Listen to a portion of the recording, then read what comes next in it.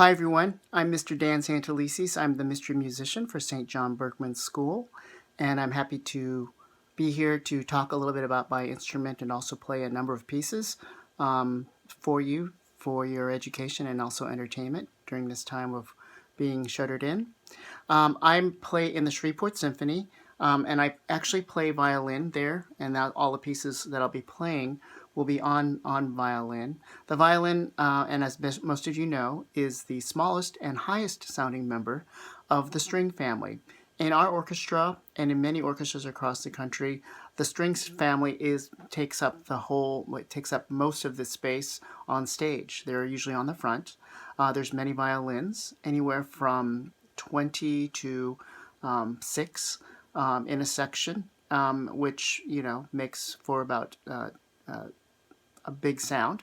And also, you kind of need that sound because we've got instruments that you blow into, like the woodwinds and also the brass, who are quite loud. They're made to be played outdoors.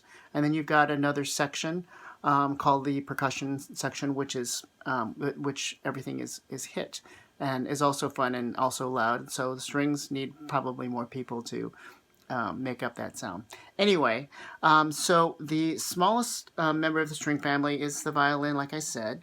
And then the next largest size instrument is the viola. And I actually happen to have one here. They kind of look like they're the same. But now you can see that the bottom part is a little bit more longer than the violin.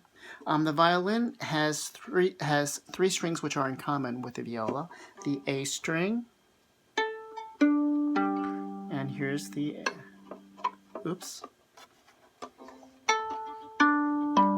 And then the viola has this beautiful C string, which makes it quite low, and then the E string on the violin.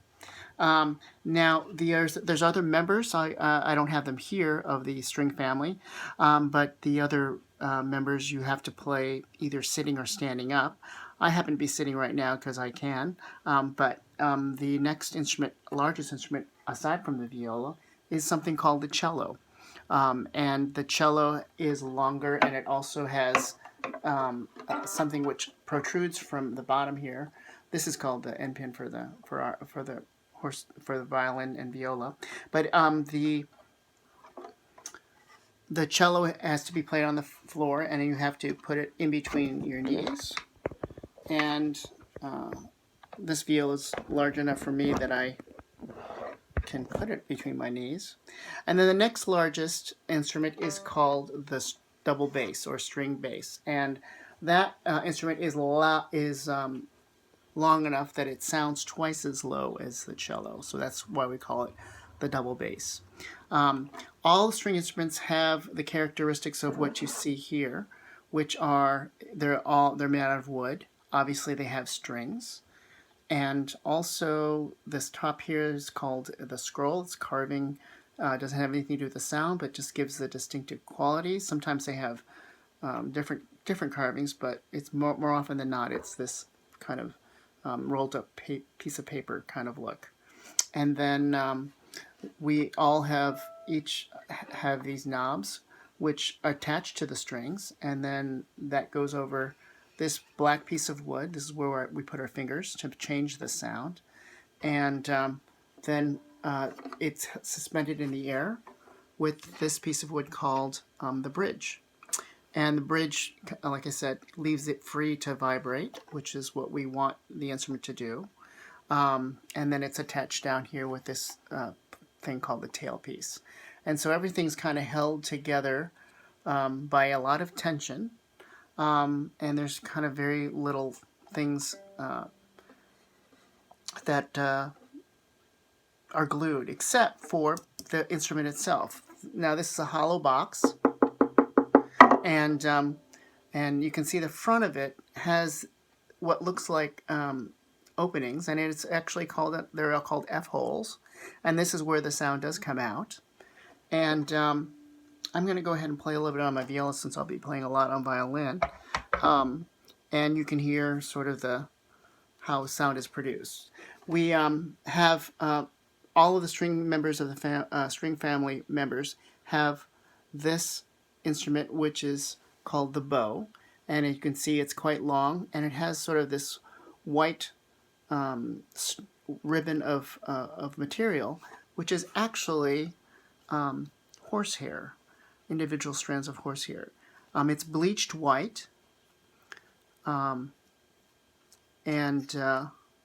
is attached here to this part of the bow called the frog. And if I remove the screw and the frog, you can see that the hairs are one by one individual, and they're dangly.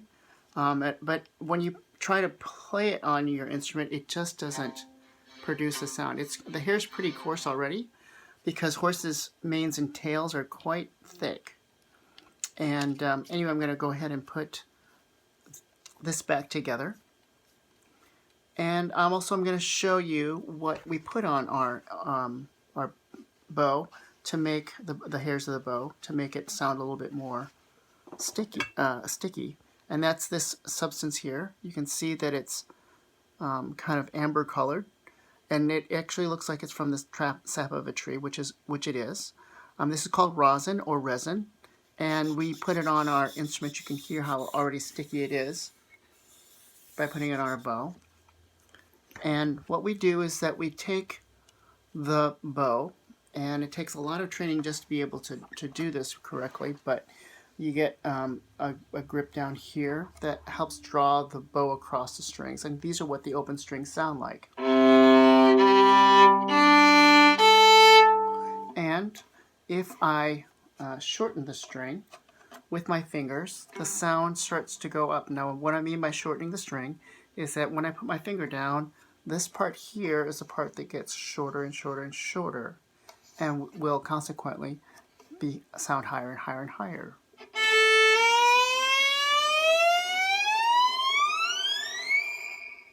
Now, like I said, this C string makes this viola sound very, very pretty. But I'm going to play a little bit on my violin now to show you the range of that. And I'm going to do what's called a 4-octave scale. And I'm going to start putting my fingers down and start to really affect the length of the string.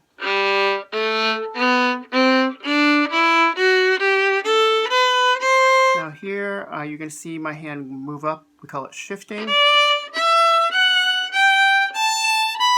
here we're on the E string, making it shorter and shorter and shorter.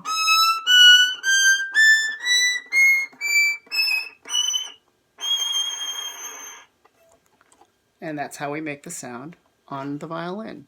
We use friction to draw the bow across the strings. That vibration gets stimulated by this open box here, the hollow box. It makes it really, really fun. So I'm going to be playing a number of pieces for you that will feature sort of the many different styles of music that I get to play. And the first piece that I will be playing after this particular video is called Plink, Plank, Plunk, which was written by Leroy Anderson. And you're going to get to see that I actually don't use my bow at all. It's all about strumming and plucking the strings, called pizzicato. So we'll see you on that next video.